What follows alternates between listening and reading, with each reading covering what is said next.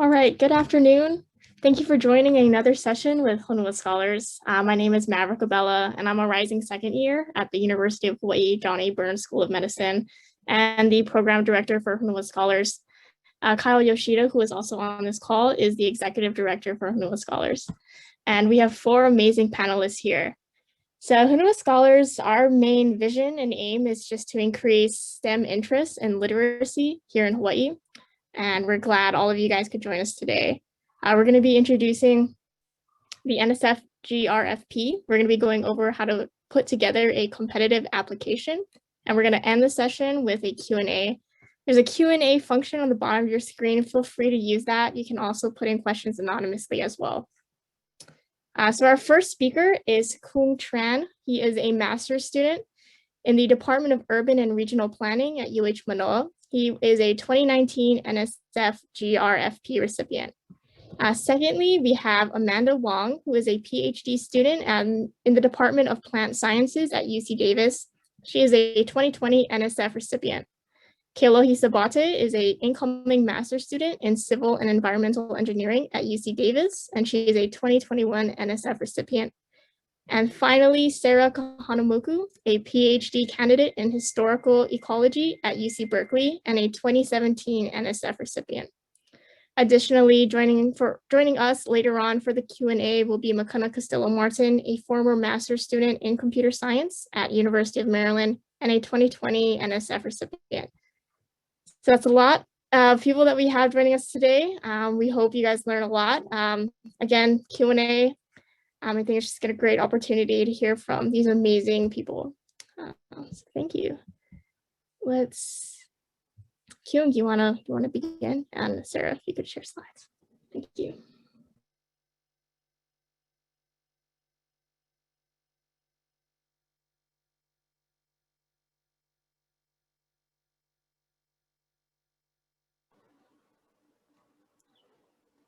Well, aloha everyone. Thank you all for joining us today. We're excited to talk to you about how to write your NSF GRFP. My name is Kung Tran, and I'll be starting us off. Next slide, please. So here's a quick overview of the presentation. First, we'll be talking about the overview of the NSF GRFP, and then we'll be talking about the application judging process and going into more depth about the research statement and the personal statement. And lastly, how to write for recommendation letters. Next slide, please. First is the NSF GRFP overview. Next slide. The National Science Foundation is the funding source for 25% of all federally supported basic research conducted by America's colleges and universities, and this equates to $8.3 billion as of 2020. NSF's mission is to advance the progress of science by funding proposals for research across the country. The NSF GRFP recognizes and supports graduate students in NSF-supported STEM disciplines at accredited U.S. institutions. And most importantly, the fellowship includes 3 years of financial support, which includes an annual stipend of $34,000 and a cost of education allowance of $12,000 to the institution. Next slide.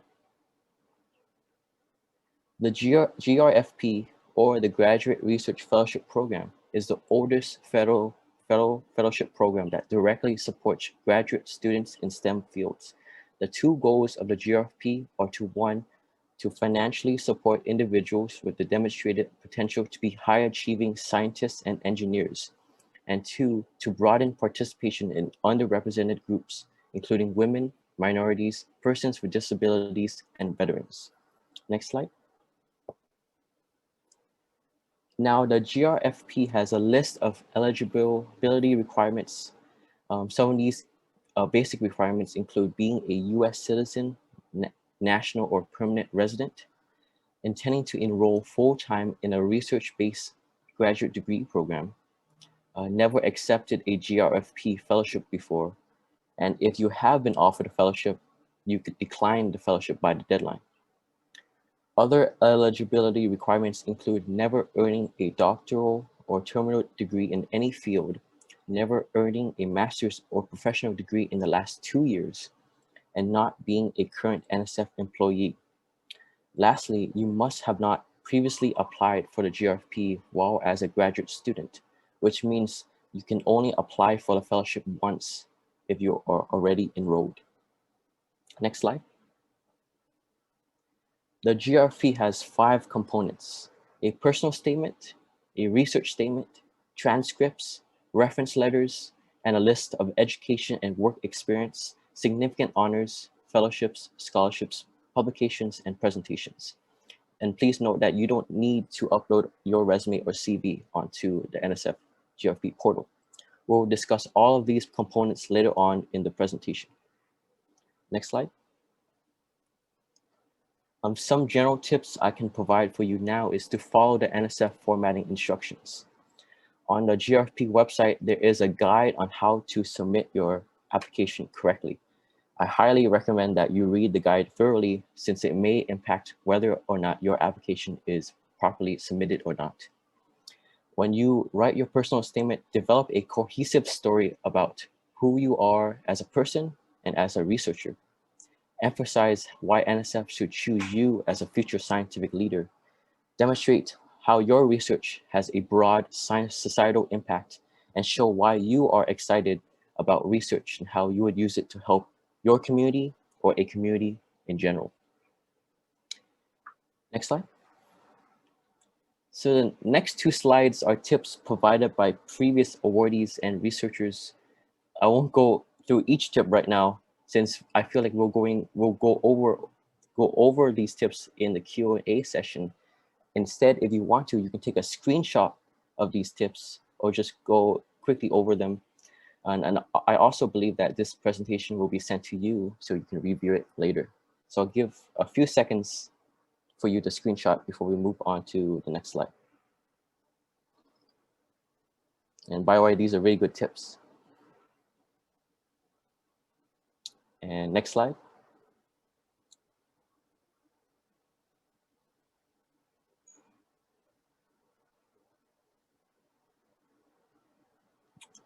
All right, thank you. Next slide. All right, moving on to the application and judging process. Next slide. So these are the dates that you're wanting to look out for. So your application is going to be due mid-October.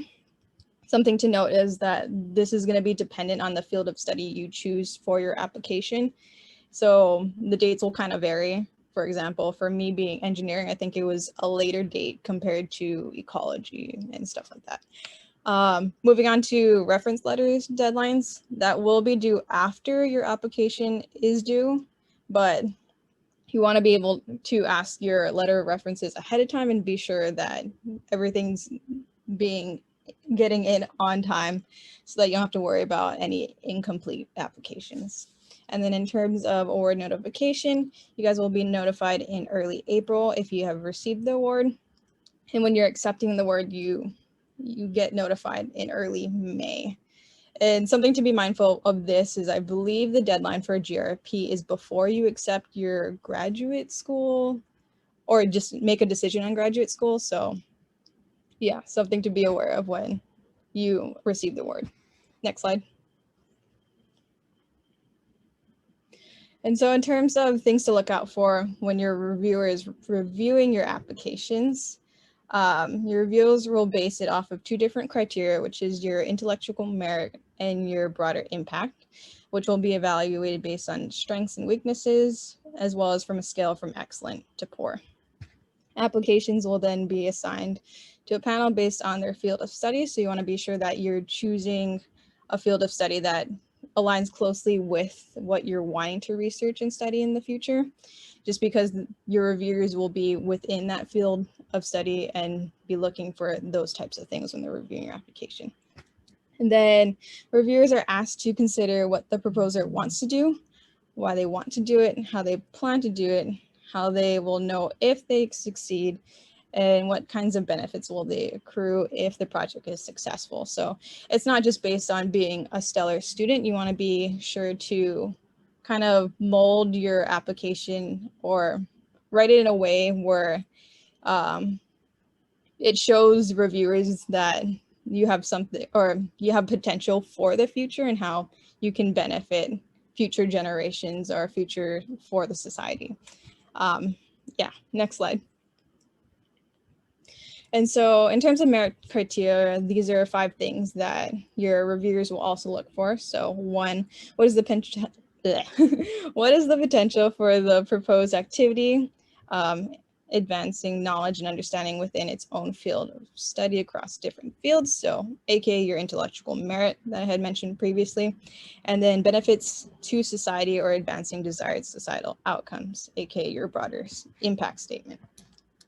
And then 2, to what extent do the proposed activities suggest and explore creative, original, or potentially transformative concepts? So you want to make sure that when you're proposing a research project and stuff, that you're making it unique, but it doesn't have to be something extraordinary. You want to also make sure that it's a feasible project that can be done with in like a master's or PhD time period. So moving on to part 3, or point 3, is that you want to be able to plan and carry out a proposed activity that is well reasoned, well organized, and based on sound rationale.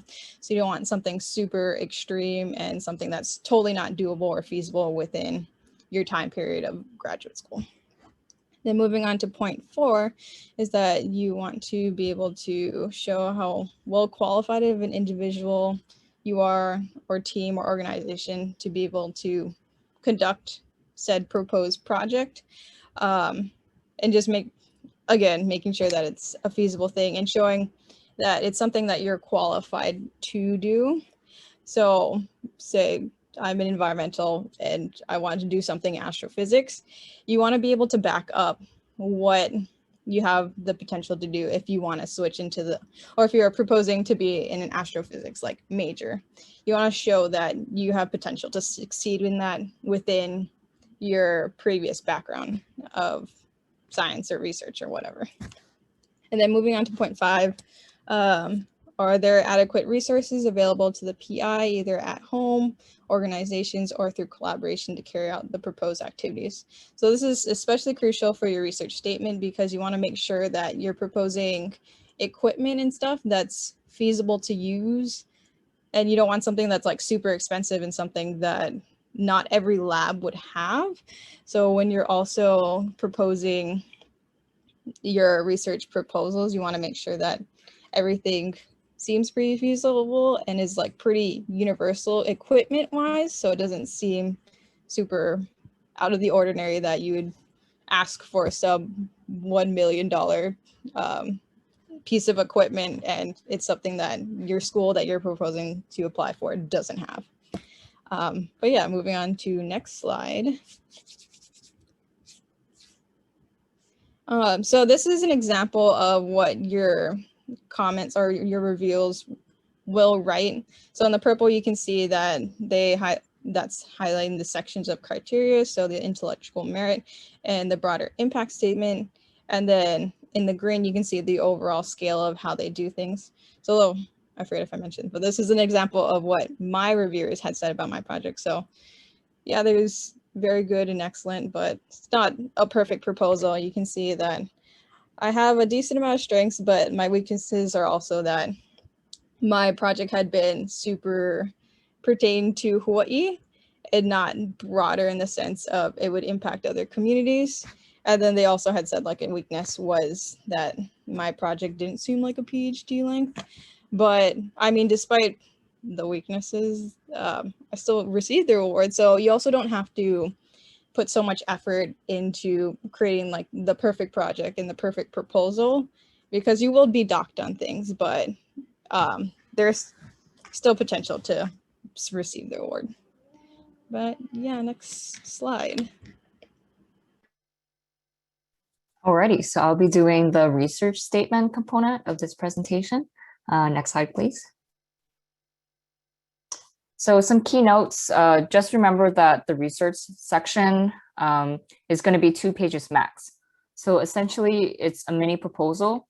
So you kind of have like 2 options for how you generate this proposal. Either you work with your current research lab, or a prospective lab at a university that you're applying to. And you want to work with graduate students and your potential or current advisor who you plan to be working with for graduate school. However, you are not committed to doing this research that you're proposing. If you're choosing between several different research ideas, it is best to kind of focus on the ones that you can write the best, not necessarily the one you will be attempting, because for the proposal process, you're just proposing what you plan to do and not executing at that time. So you also want to showcase knowledge in the field by using citations and showing how your work builds upon the current knowledge and methods. So using the scientific literature to back up what you're going to propose. And I will outline that in the next several slides. Next slide, please. So again, a reminder for 2-page max for the research statement. So you want to start off with a title and insert some keywords. Throughout your proposal, I also recommend that you bold important sections so it's easier to read for the reviewers. So for the introduction section, you kind of want to create like a start broad and then narrow it down to your project. So with that, you start with your general background. So you introduce the problem that you want to address with your research, and then give more specific background knowledge and current work or past work that has been done in this area. And you specifically want to identify a gap where this work, the previous work lacks in, or some areas maybe it hasn't been done in certain places or certain species. So you really want to make sure you articulate what your research is doing to fulfill in terms of the need in the area that you're pursuing. So the next step for your introduction is introducing your plan. So what is your unique idea? How is it creative? What do you plan to do? How does your idea make progress towards fixing the problem or addressing the questions that are not yet answered? And then you want to introduce specific aims, research objectives in a couple paragraphs.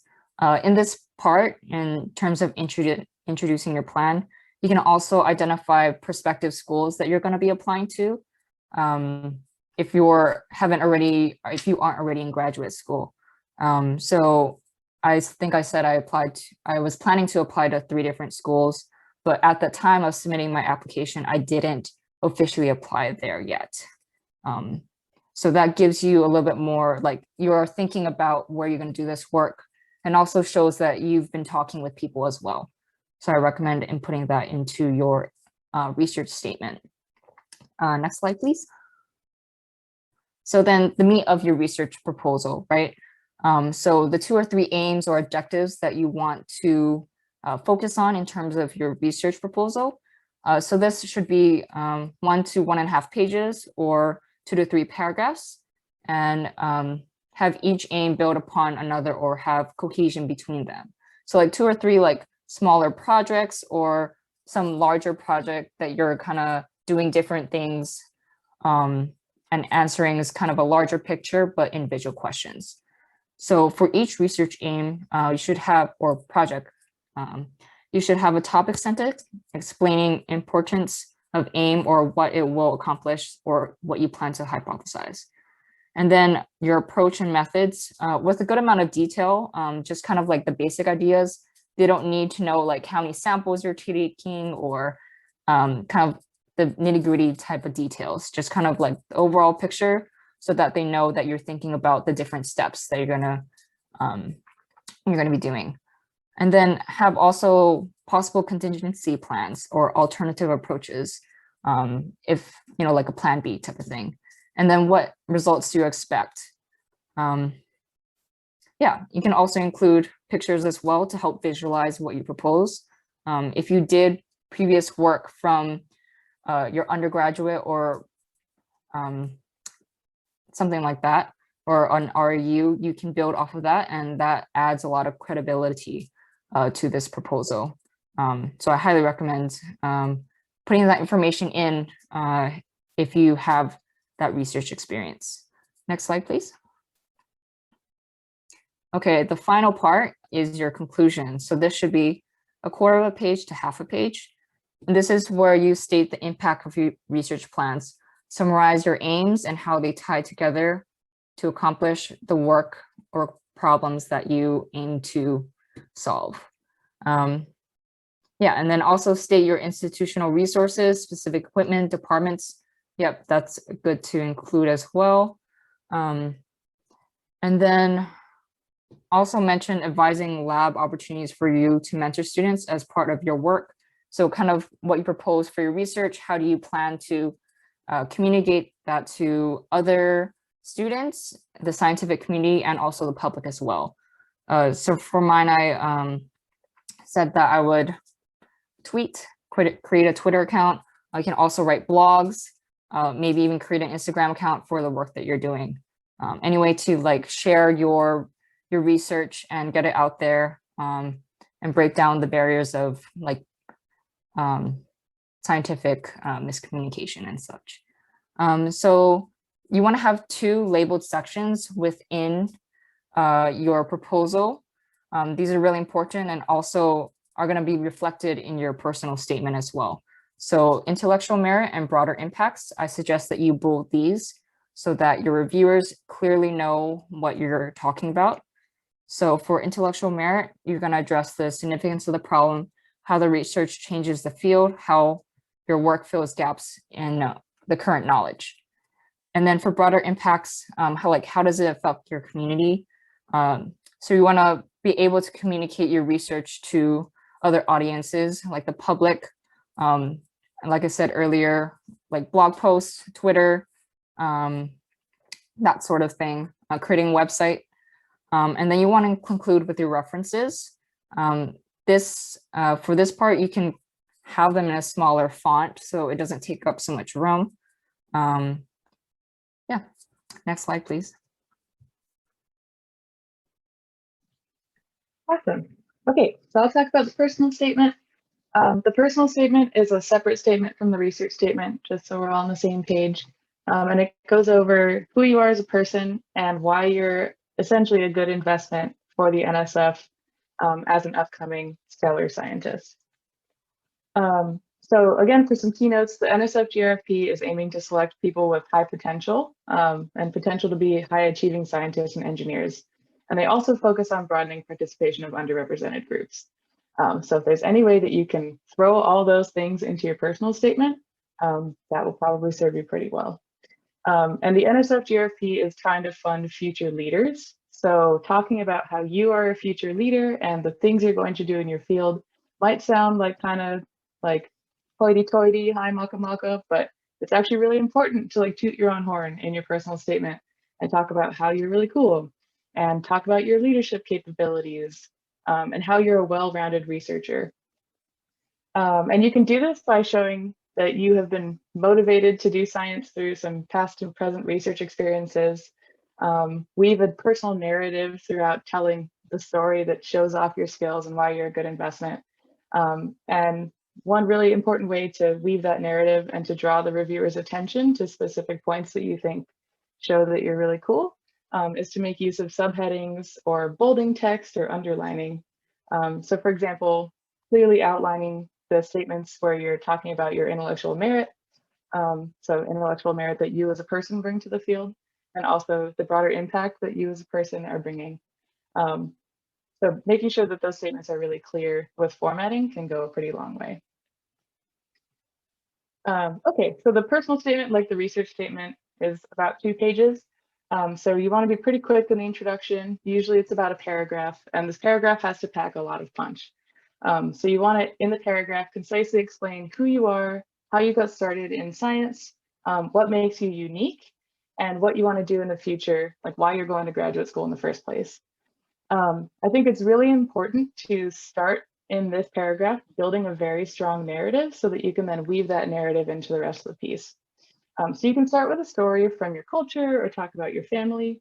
One of the best pieces of advice that I got when I was writing my personal statement, which was like 5 years ago, but I think it still holds, is that if you can figure out like a 1-sentence like topic statement about what makes you so psyched to be in science, and then make that like the central theme of your piece, that can really help you to organize it.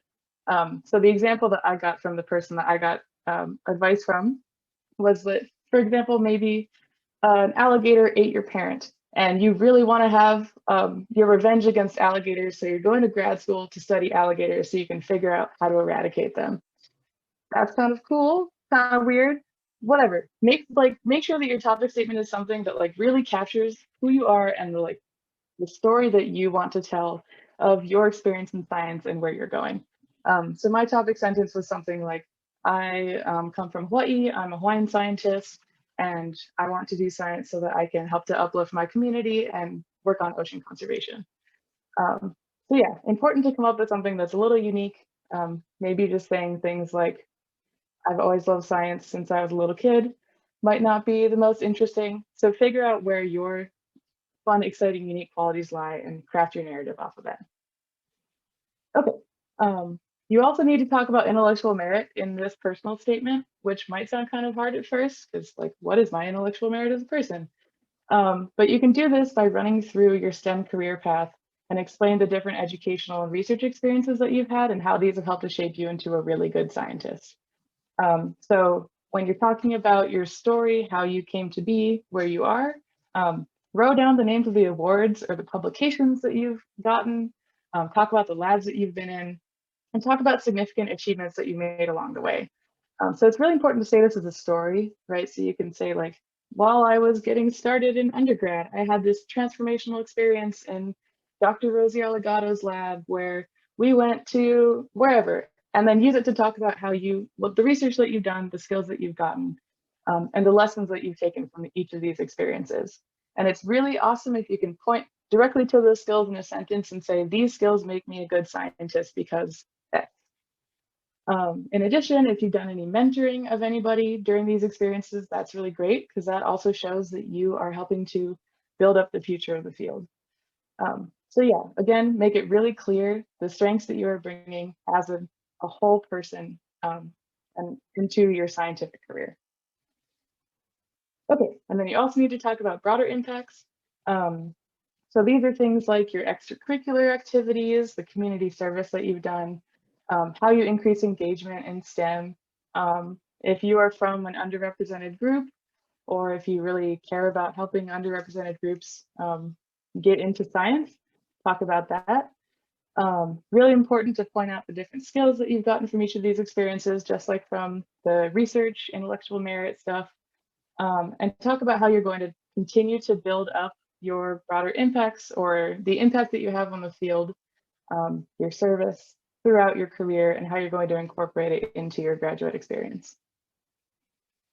Okay, and then all of that is like maybe 1.5 pages. And so in your conclusion, you want to make sure that you bring the point home, talk about how the NSF GRFP is really important to you because it will let you become a really amazing scientist.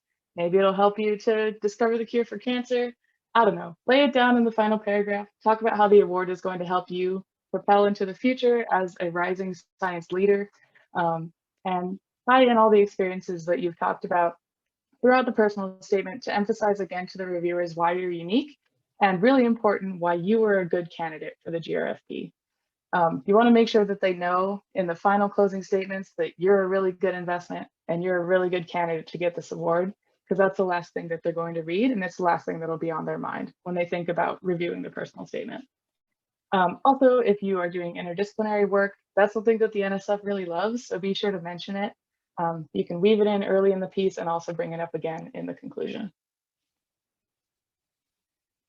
Cool. So yeah, I think that's the end of our presentation. And I think we're going to move into the Q&A session. Yeah, cool. Awesome. Thank you. So yeah, if anyone in the audience has questions, they can use the Q&A function or type it in the chat. And yeah, we just want to use this time. If you have any questions, you can just go ahead and ask away. But there are some questions that we had from the registration as people were doing it. So one of the questions was, who should I ask for recommendation letters, and how do I find a good recommender, and how do I approach them?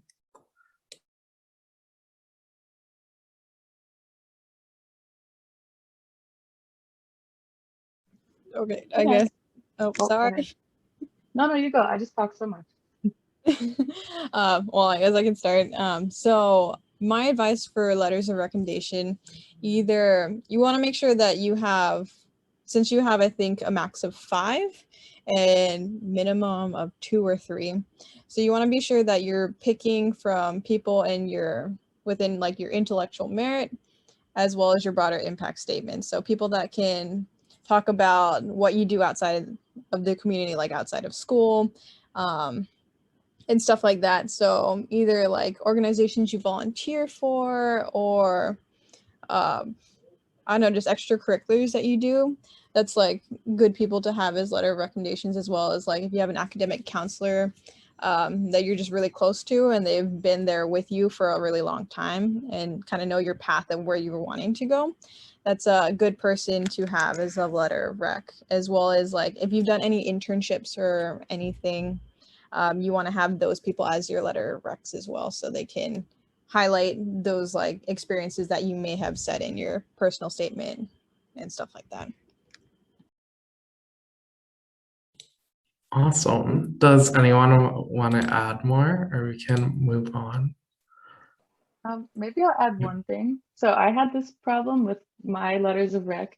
I had one person who I was not sure would actually submit the letter of rec on time. So when I was trying to make sure that I had enough letters to be read, I think I added an extra reviewer. And so I made sure that I had like, I think it was like 4 people that knew me really well and could write really strong letters. And then, yeah, had that backup letter ready just in case my third choice couldn't make it. So you need to be a little strategic, especially with the types of PIs that, you know, sometimes get overwhelmed by things. Another thing I would add too that just came up is when you're having your letter of rec, write a recommendation for you, you want to be sure that you send them a draft of your personal statement so they kind of know what you're talking about already, as well as an updated CV or resume, I think is really good. So it's not just a general letter of recommendation. It's actually like a really strong one that kind of highlights you as a person and what you are trying to go towards. So they kind of have that understanding too, if that makes sense. So I think they only look at, if you submit 5, they'll only look at 3, and you like rank them based on like your preference for the ones that you want them to view, but you won't see the actual contents of the letter. So if you put in 4 in order and then say number 3 doesn't make it, I think number 4 will get viewed as the third one. But yeah. I think another tip is that if you are already in grad school and you're like a first or second year applying, do realize that you applied to grad school with recommendation letters, and it's very likely that your advisor has read them. So if you are reaching back into like your undergrad for rec letters, your advisor might have advice on like which recommender you should talk to and have them write. Yeah. Another thing is the NSF GRFP. It's like a really nice way to get like a nice personal statement out there and a research statement.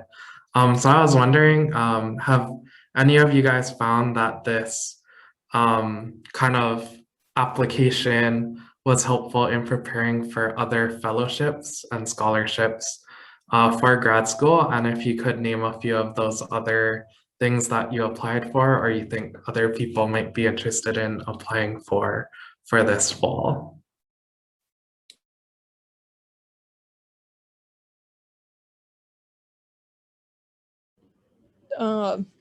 I guess for me, it was more so helpful because I was applying to grad school. And so your schools that you're applying for will ask for a personal statement and why you're interested in like certain programs that you're applying for.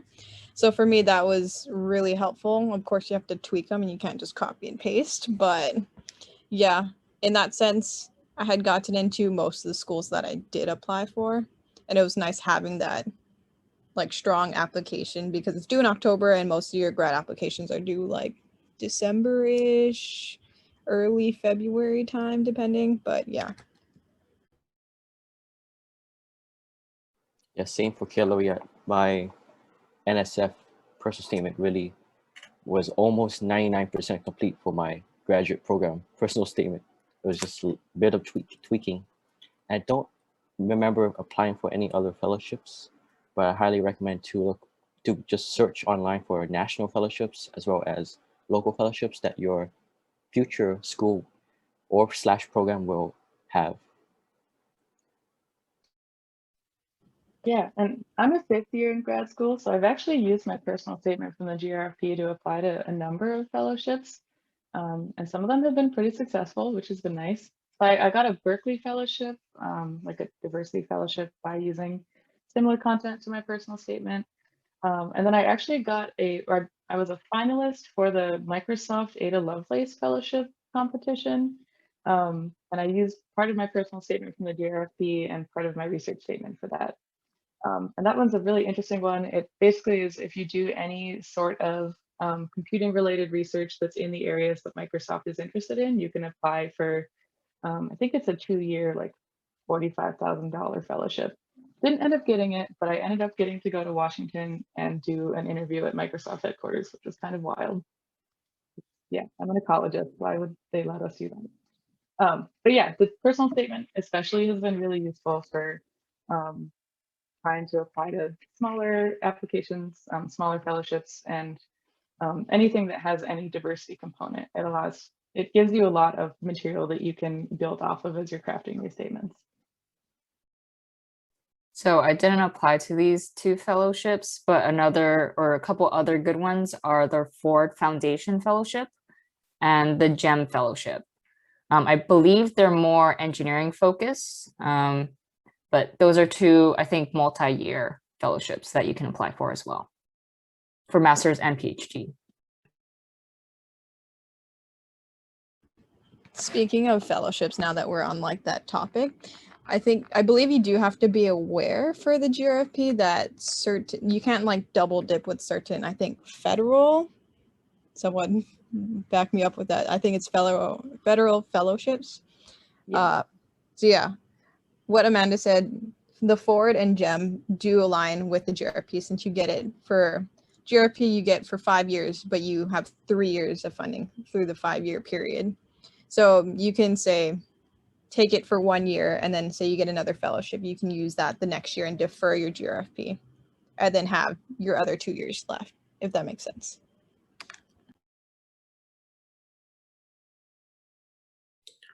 There's another logistic question, but like when should people apply and like how early can they apply? So I think Kealohi and Amanda, you guys are more recent. So I know for like when I did it, it was like you could apply once in undergrad and you could apply once in grad school. So like as a 1st-year grad student, like I didn't feel prepared for that application in the fall because like you just started school. So I actually waited until my 2nd year of grad school to apply, and that's when I was able to get it because I could build up my research for it. But I was wondering if you could talk about like when people should be applying and things like that.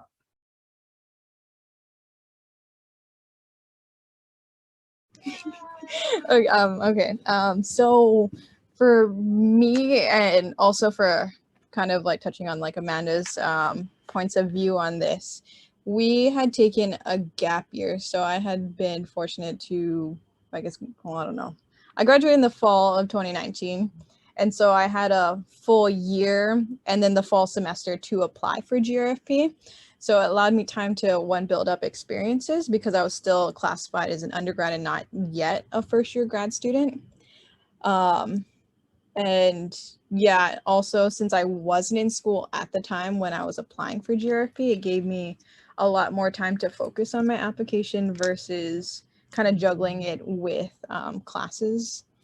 So yeah, that's kind of my advice coming from the perspective of getting it as an incoming graduate student. So to build off of that, yes, apply if you plan to take a gap year, that's the best amount of time you're going to get to work on a great application. For me and Keohi and I don't know, Kung as well, maybe, it was kind of hard to do it during your senior year with everything going on. So if you plan to take a gap year, there's no shame in doing that. Just use it to your advantage if you can, but also take a break. So before you apply to graduate school, you can apply for the NSF GRFP like every year. So say I didn't get the NSF or didn't get into graduate school during my first like gap year, you could apply the second time. So technically it's unlimited until you get into grad school, with quotes, I guess, but yes. Cool. Thanks for clarifying that. I'm a little out of date on those things. Another thing is like, how personal do we get when we write our personal statements? Like, should we like kind of like spill our lives out, or like, you know, like, do you guys have any thoughts on that?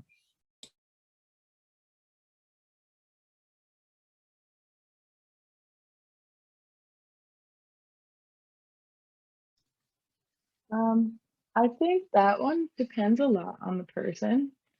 There are some people that read through personal statements and look for particular details of hardship. And sometimes it can be really difficult to have to write a personal statement as somebody who's experienced hardship. So it's up to you to determine how much you feel comfortable having a stranger know about the details of your life. There are certain words, I would say, that particular reviewers look for. So if you talk about how you come from a low income background or you're an underrepresented minority, these might not be words that we use to describe ourselves in daily life, but it can be a way to talk about difficult and personal experiences and generalize them enough to give you more of a sense of privacy, if that makes sense. So now I'm sure others have thoughts on this. Yeah, to touch up on that, like what Sarah said, I believe like you want to say what's most relevant to your journey as a future researcher. For example, I wrote my statement on my experience doing a service project because I got into environmental science that way, and that led me into urban planning. So that type of experience morphed my undergraduate into changing from a medical field into an environmental field. So that type of experience you could relate to or you could not relate to. It's just how you want to express yourself, how you want to let the reviewer know about who you are, who your character is, and how you can use that to morph into the researcher that you want to be in the future. So same like Kung, for me, I talked about an internship I did that exposed me to the upland forests of Hawaii that I never experienced before. And that actually has been a component of most, if not all, of my applications since starting my undergrad. So it has been a very successful story, but it really has shaped the direction I'm taking with my career and like research. So if you have a story like that, I would definitely recommend you incorporate that into your personal statement. Piggybacking off of Amanda now, I feel like we're going through a waterfall but okay, so kind of on topic, but kind of off topic. So for me, my undergrad was in environmental science. And when I applied for GRFP, I applied for engineering. So it was kind of a more unique experience where I had no experience in engineering and I had to kind of mold a personal statement and project that kind of voiced myself of still having the potential to succeed in engineering.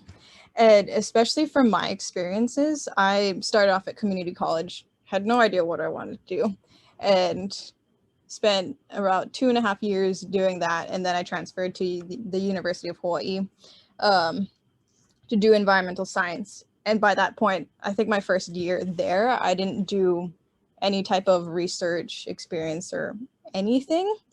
So I believe in my personal statement, I had only put that I had one research experience since I had only done one internship, but I had played on either stuff I volunteered for, like KMWP, or going to like the Lo'i or the fish pond, and also playing on just that one research experience I had and kind of detailing it in a way where like, oh yeah, with like my coding skills and like like kind of highlighting my research proposal to kind of fit ish engineering, but also like environmental in a way that made me seem qualified, but also, yeah. I don't know if any of that makes sense, but yeah, I just figured since I was a kind of unique experience in the GRFP that, yeah, you kind of have to play on your strengths and experiences. And especially for my personal statement, it wasn't as cohesive as like, oh yeah, I went into environmental and then I did this, and this internship or research experience to show that I'm qualified for being an environmental engineer. Like mine was definitely not based in that way. It wasn't super cohesive. It was all over the place where my experiences were, but I tried to tie it in a way that was cohesive enough to make sense. I don't know. At this point, I don't know what I'm saying, but hopefully it makes sense to you guys. Awesome. Kind of, we'll do like a lightning round. How many drafts did you write before your final submission? So I'll just popcorn around. Amanda. So 3 for the personal statement and 1 for the research statement.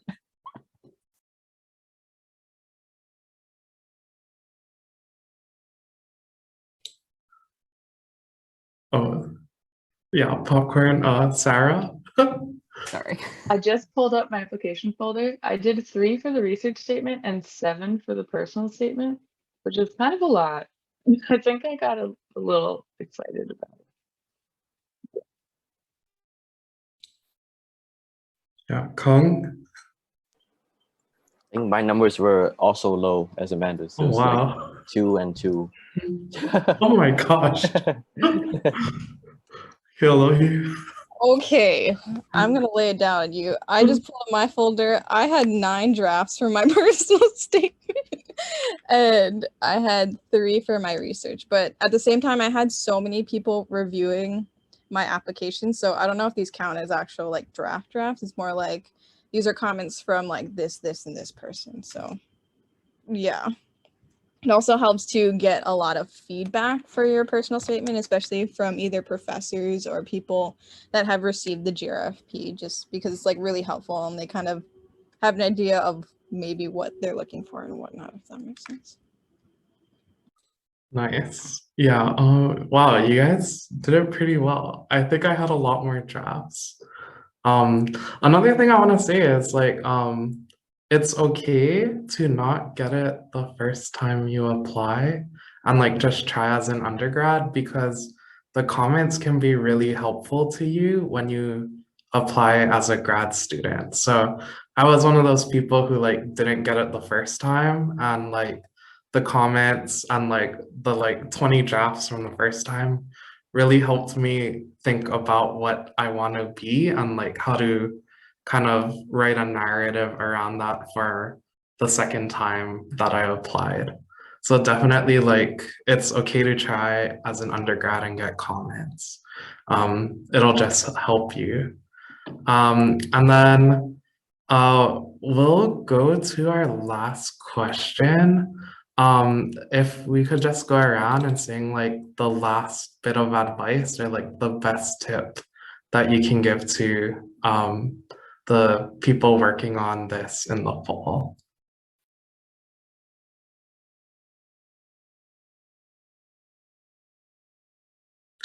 And I guess I'll pick someone to start. Sarah. Yeah, I think the number one thing that I found helpful while I was writing the GRFP was asking as many people as possible to look at my statements, both my research statement and my personal statement. I had, I think, like 7 to 10 different people look at everything that I wrote and give me comments. And having that many different people's feedback allowed me to pick and choose things that I thought would be helpful and like still fit within my writing style, but that really helped to make my statements more like stronger and a little bit easier to read. But yeah, like don't be shy, ask as many people, even like random people that you don't really know. Like I asked professors at conferences for feedback that I was applying to their labs, so it was a way for me to get to know them too. So yeah.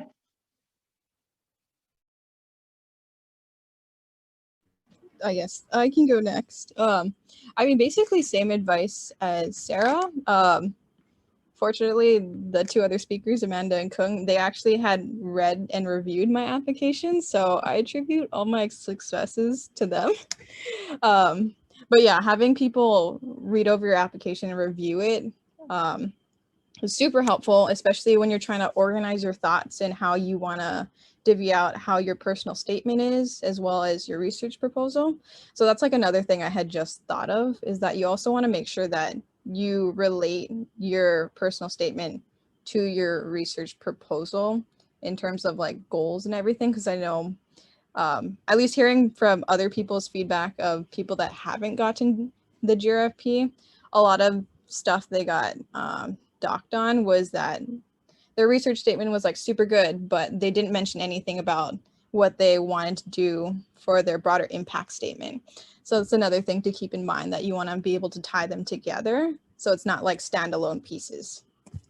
But other than that, if you guys can start early, that's another like really good tip and advice, because once you get into the semester, if you're doing classes, it takes a lot of your time to be working on this, and yeah, it gets pretty difficult. So fortunately for me, I made sure I was taking nothing so that I just focused all my energy on this fellowship.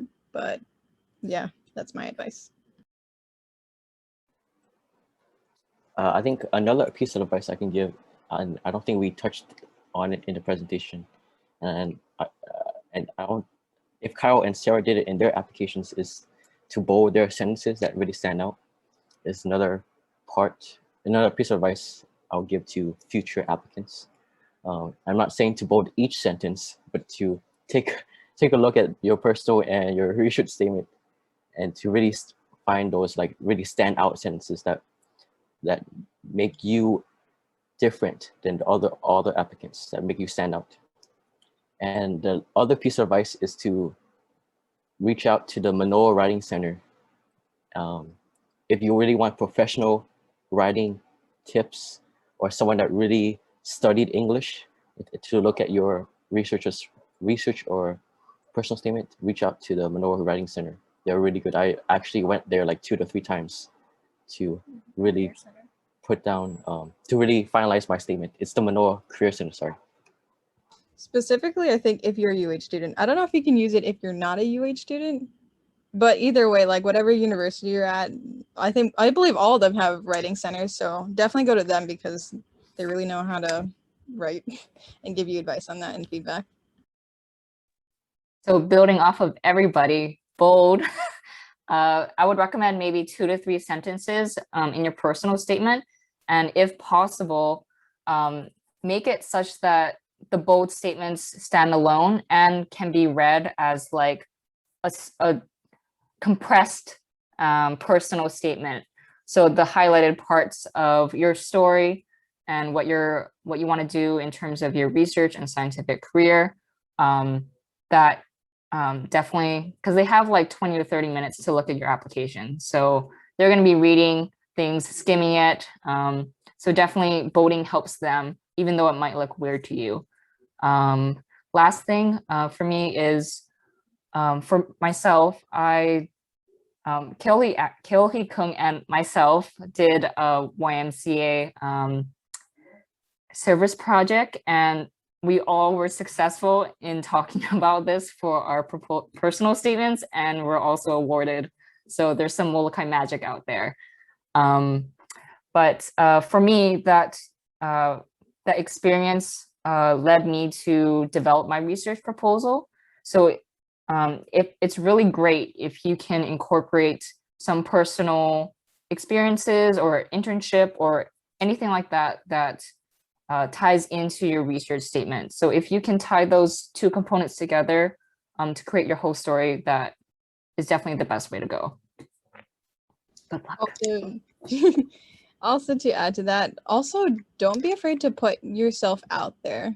Like I said, since I didn't have a lot of experience coming from undergrad and only transferring with like 2.5 years left of undergrad, I guess, I had highlighted a lot of, or at least looking at my personal statement now, I had highlighted like conferences I went to, like Amanda had said, a service learning project that we had attended, and just like any type of like volunteer work. Like I had served on a panel for a work, like kind of like this, like a workshop or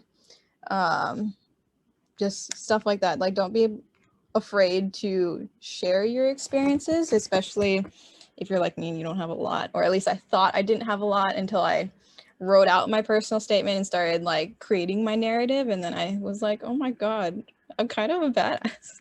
When you like put yourself out there and you put everything on paper and you're just like, oh my God, I've done so much. Because I feel like so many people are like, oh, I haven't done enough compared to like other people, and they're comparing themselves. But I mean, just like write a list, especially like create an outline of like experiences and stuff that you might want to put within your personal statement, and that might mold into this narrative that you want to create. And then you can kind of pick and choose from there. In my experience, I thought I didn't have enough experience, but I ended up having a lot, and I had to cut a lot of stuff out. Since you have a 3-page limit, that sounds like a lot, but it's actually not really that much when you're trying to cohesively write everything out, if that makes sense. Yeah, I would really do the bolding thing. The first time I applied, there's like 3 or 4 reviewers, but like all of the reviewers are like, oh wow, these things are cool, blah blah blah. And then like one of the reviewers was like, this student is missing this, this, and this. And like it was definitely in my statement because the other reviewers saw it. So it was like clear that like one of them like skimmed through it and missed something. But bolding would help kind of prevent that from happening. But yeah, I think we're gonna start to wrap it up. I'd like to thank all of our panelists and presenters for coming today. We really appreciate your input on helping us work on our NSF GRFPs. And yeah, I'll also have a few announcements. So the thing is that this sort of it doesn't end here. So this was kind of like the presentation to introduce everyone to like some guidelines on how to write their NSF. But we're gonna actually have another peer review session in mid to late August. So everyone who I guess got this video link, if you're attending asynchronously or if you're here right now, we have your emails and we'll send you out we'll send an email to you when we confirm a date for a peer review session. So you'll be able to have other students kind of peer review your statements, and then a lot of our panelists and prior NSF awardees will also be there. And they'll also be able to help look over statements and provide feedback. So definitely get a start on your statements if you are doing this fall, and so that we can have a draft that we can like work on, or like if you are really busy at the end of summer, then like an outline. Another kind of announcement is that Honua Scholars, we have this monthly thing called an IMUA session.